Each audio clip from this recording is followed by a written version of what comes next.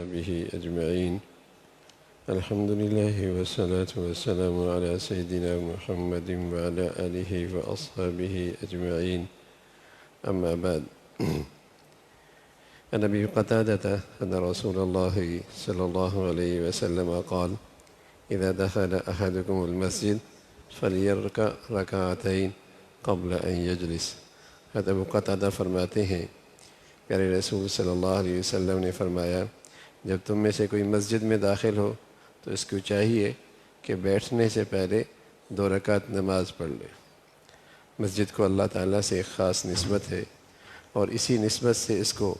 خانہ خدا کہا جاتا ہے، اللہ کا گھر کہا جاتا ہے۔ اس لیے اس کے حقوق میں یہ بات بھی داخل ہے اور اس کے آداب کا تقاضا بھی یہ ہے کہ وہاں جا کر بیٹھنے سے پہلے 2 رکعت نماز ادا کی جائے۔ گویا کہ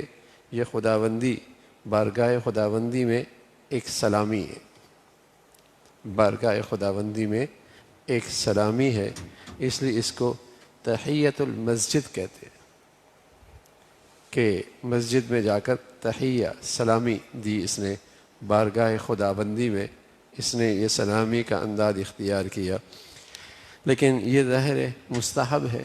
فرض نہیں ہے، واجب نہیں ہے، افضل ہے ایسا کر لے، بشرطیہ کہ اس وقت نماز فرض کھڑی نہ ہوئی ہو اور بشرطیہ کہ اس وقت نفل پڑھنے کا بھی وقت ہو۔ اگر کوئی ایسا وقت ہے جو مکروہ ہے اور اس وقت نفل نہیں پڑھنا تو پھر ظاہر ہے اس وقت نہیں پڑھا جائے گا، یا وقت کم ہے اور وہ ظہر کی 4 رکعتیں سنتیں پڑھے یا 2 رکعت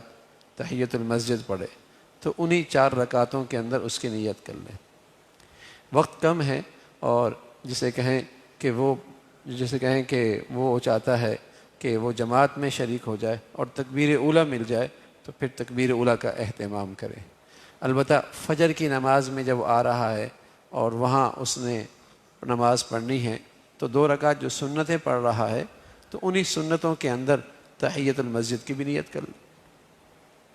تو یہ ایک افضل عمل ہے کہ وہاں نفل کی گنجائش ہو اور وقت بھی موجود ہو اور اس سے کہیں کہ موقع بھی موجود ہو، تو پھر بہتر یہ ہے کہ جب اللہ کے گھر میں حاضر ہو تو پھر اس انداز سے تحیۃ المسجد پڑھ کے سلامی پیش کرے۔ حضرت ام حمید فرماتی ہیں کہ رسول اللہ صلی اللہ علیہ وسلم کی خدمت میں وہ آئیں اور کہا: یا رسول اللہ، انی احب الصلاۃ معک۔ قال رسول اللہ صلی اللہ علیہ وسلم: قد علمت انک تحبین الصلاۃ معی وصلاتک فی بیتک خیر من صلاتک فی حجرتک الی آخری۔ مشہور صحابی ابو حمید ہیں، ان کی بیوی ام حمید آئیں اور وہ رسول اللہ صلی اللہ علیہ وسلم کی خدمت میں حاضر ہوئیں اور عرض کیا کہ میں چاہتی ہوں کہ آپ کے ساتھ جماعت سے مسجد میں نماز ادا کیا کروں۔ صحابی رسول کی اہلیہ ہیں اور حضور علیہ الصلاۃ والسلام کی خدمت میں آئیں اور اجازت چاہی کہ چونکہ آپ علیہ الصلاۃ والسلام نماز پڑھا کرتے تھے اور امامت فرمایا کرتے تھے اور مستقل آپ امام تھے اور مستقل آپ جماعت کرایا کرتے تھے، تو اللہ کی نیک بندیوں کی یہ خواہش تھی اور چاہت تھی کہ ہم بھی حضور علیہ الصلاۃ والسلام کے اقتداء میں جماعت کے ساتھ نماز پڑھیں، اور حضور علیہ الصلاۃ والسلام کی خدمت میں آئیں کہ یا رسول اللہ میری یہ چاہت ہے۔ آپ نے ارشاد فرمایا: میں جانتا ہوں کہ تم میرے ساتھ یعنی میرے پیچھے جماعت کے ساتھ نماز پڑھنے کی بڑی چاہت رکھتی ہو، تو شریعت کا مسئلہ یہ ہے کہ تمہاری وہ نماز جو تم اپنے گھر کے اندرونی حصے میں پڑھو وہ اس نماز سے افضل اور بہتر ہے جو تم اپنے بیرونی دالان میں پڑھو، اور بیرونی دالان میں تمہارا نماز پڑھنا اس سے بہتر ہے کہ تم اپنے گھر کے صحن میں پڑھو،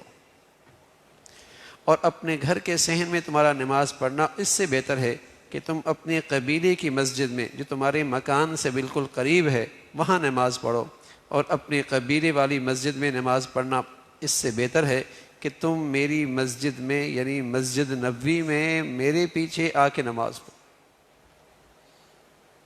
یعنی آپ علیہ الصلاۃ والسلام کی خواتین اسلام کے لیے منشا اور چاہت کیا ہے؟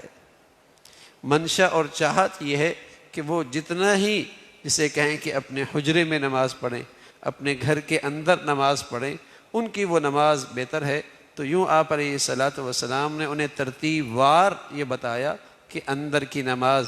باہر کے صحن، باہر کے برانڈے سے، اور برانڈے کی نماز باہر کے صحن سے، اور صحن کی نماز قبیلے کی مسجد جو تمہاری دیوار کے ساتھ ملی ہوئی ہے اس سے بہتر ہے، اور وہاں نماز پڑھنا میری مسجد میں، میری اقتداء میں، مسجد نبوی میں سے بھی پڑھنا افضل ہے۔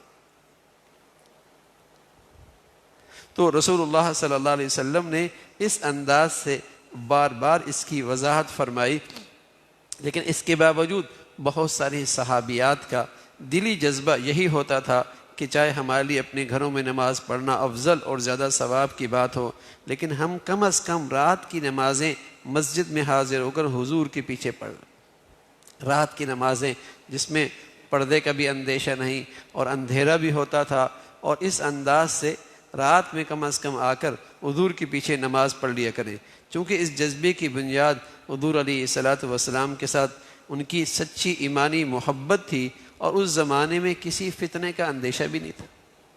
پاکیزہ ماحول تھا، اور جیسے کہیں کہ پاکیزہ زندگیاں تھیں اور پاکیزہ قلوب تھے، تو فتنے کا بھی اندیشہ نہیں تھا۔ اس لیے حضور علیہ الصلاۃ والسلام نے لوگوں سے فرمایا، عورتیں اگر رات کو مسجدوں میں جانے کی اجازت چاہیں تو ان کو اجازت دے دیا کرو۔ بہرحال اجازت دینے کا حکم اس وقت کا تھا جب عورتوں کی مسجد جانے میں کسی برائی کا خطرہ اور کسی فتنے کا اندیشہ نہ تھا۔ بعض صحابہ جو ہے اس سے اپنی طبعی غیرت کی وجہ سے منع کر دیا کرتے تھے، لیکن جب عورتوں اور مردوں دونوں کے حالات میں تبدیلی آ گئی اور فتنوں کے اندیشے بڑھ گئے، تو حضرت عائشہ رضی اللہ تعالیٰ عنہ، جن سے زیادہ کوئی بھی عورتوں کے ظاہری اور باطنی حال اور رسول اللہ صلی اللہ علیہ وسلم کے مزاج سے زیادہ واقف نہیں ہو سکتی، وہ فرمایا، اور انہوں نے یہ فرمایا کہ عائشہ فرماتی ہیں کہ رسول اللہ صلی اللہ علیہ وسلم ان باتوں کو دیکھتے جو عورتوں نے اپنے طرز زندگی میں اب پیدا کر لی ہے، تو آپ خود ان کو مسجدوں میں جانے سے منع فرماتے ہیں۔ یہ حضور علیہ الصلاۃ والسلام کے زمانے کے بعد کی بات ہے، اور حضور دنیا سے تشریف لے گئے اور حضرت عائشہ رضی اللہ عنہ موجود ہیں دنیا میں، اور اس وقت جو عورتوں کی حالات میں تبدیلی دیکھی تو فرمایا اگر ان حالات کو اللہ کے نبی دیکھ لیتے تو آپ خود منع فرما دیتے۔ جس طرح اس قسم کی باتوں کی وجہ سے بنی اسرائیل کی عورتوں کو ان کی عبادت گاہوں میں جانے سے پہلے پیغمبروں کے زمانے میں روک دیا تھا، یہ بات حضور علیہ الصلاۃ والسلام کے دنیا سے جانے کے زمانے کے بعد فرمائی، اور بقول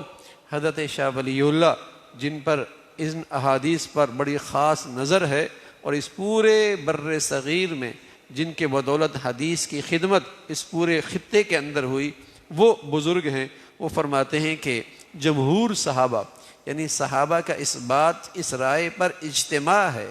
اور اس بات پر اتفاق ہے کہ اب عورتوں کو مسجد میں نہ جانا چاہیے۔ بعد کے زمانوں میں ان تبدیلیوں میں جو ترقی ہوئی اور ہمارے معاشرے میں جو خرابیاں اور بے حساب اضافہ ہوا، اس کے بعد ظاہر ہے اس کی گنجائش پھر نہیں رہتی، پھر افضل اور ضروری یہی ہے کہ عورتیں اپنی فرض نمازیں، اور جمعے کی نماز تو ان پر فرض اسی وجہ سے ہے بھی نہیں، اور وہ اپنے گھروں میں ظہر کی نماز پڑھتی ہیں، عید کی نماز تو ویسے بھی ان پہ فرض نہیں ہے، تو اس لحاظ سے عورتوں کے لیے پھر فرض نمازوں کا اہتمام گھروں میں ہو رہا۔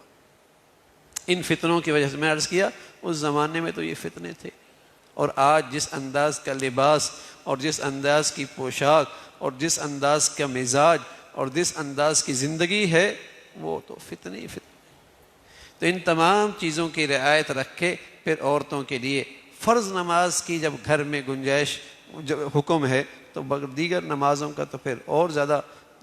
افضل یہی ہے کہ وہ گھروں میں نماز پڑھیں۔ تو یہ شریعت کا مسئلہ یہی ہے، اور شریعت اور حضور علیہ الصلاۃ والسلام کا مزاج اس سلسلے میں یہی ہے۔ اللہ تعالیٰ عمل کی توفیق نصیب فرمائے۔